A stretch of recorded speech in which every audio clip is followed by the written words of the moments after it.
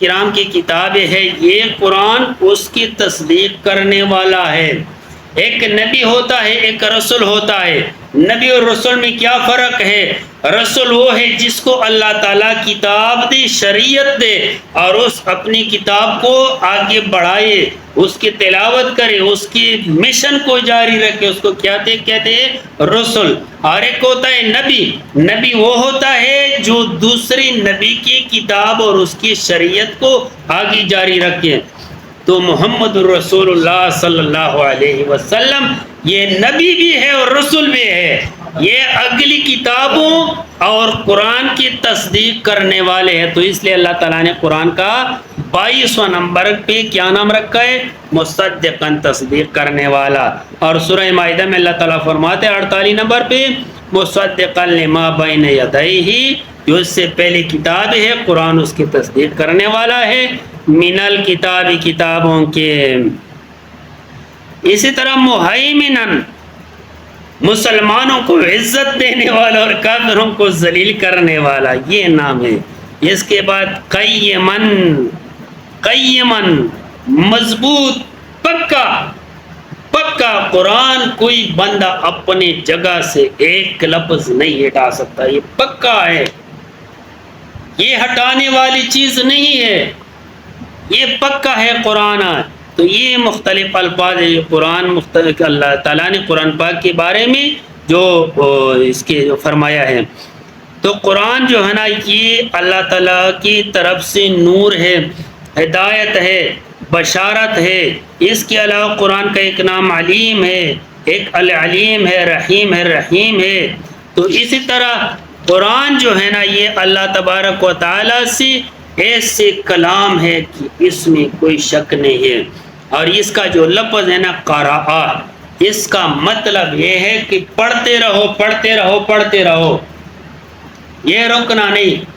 اور سب سے عظیم انعام والا کون بندہ ہے؟ رسول اللہ صلی اللہ علیہ وسلم نے فرمائے جو قرآن کو پڑھے حال مرتحل۔ حال مرتحل کیا ہے؟ الف لام میم، الحمدللہ الف لام میم سے شروع کیا یا آخر والناس تک پہنچ گیا، پھر دوبارہ وہاں پر بریک نہیں مارا، پھر دوبارہ سر سے شروع کیا، اس کو کہتے ہیں حال مرتحل۔ تو میرے بھائیوں، قرآن ہمارے پاس موجود ہے، ہمیں دوسری کتاب کی ضرورت نہیں ہے۔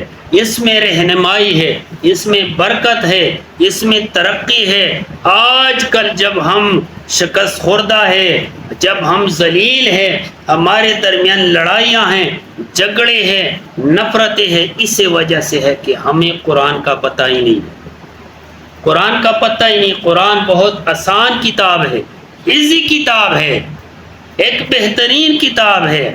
اور قرآن کی یہ خصوصیت ہے کہ جب کسی دل میں اتر جائے اور وہ انسان آگ میں ڈال دیا جائے تو اس کے اوپر آگ اثر نہیں کرے۔ ایسی کتاب، اس قسم کی کتاب، کیونکہ آگے قرآن کے اوپر جنہوں نے قربانی دے دیا تھا ان کی چمڑی اتاری گئی، اس نے چمڑے زندہ لوگوں سے چمڑی کھینچ کے اتارے گئے، اور اس نے کیا کہا؟ فزت ورب الکعبہ، مجھے کعبے کے رب کے قسم میں کامیاب ہو گیا۔ جس کی جگر پر، دل پر وار کیا گیا خنجروں کے ساتھ اور خون کی پواری نکلتے، پھر یہ قسم اٹھاتے ہیں کہ میں کامیاب ہو گیا۔ تو میرے بھائی، قرآن کو اپنے معاشرے کا حصہ بنانا ہے، قرآن کو اپنے دستور رواج بنانا ہے، اور قرآن کے اوپر عمل کرنا ہے۔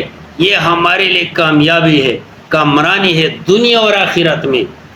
صرف دنیا میں نہیں، آخرت میں بھی، اور صرف آخرت میں بھی نہیں، دنیا میں بھی۔ اللہ تبارک و تعالی عمل کرنے کی توفیق عطا فرمائے۔ اللہ تعالی ہمیں قرآن خواں بنائے۔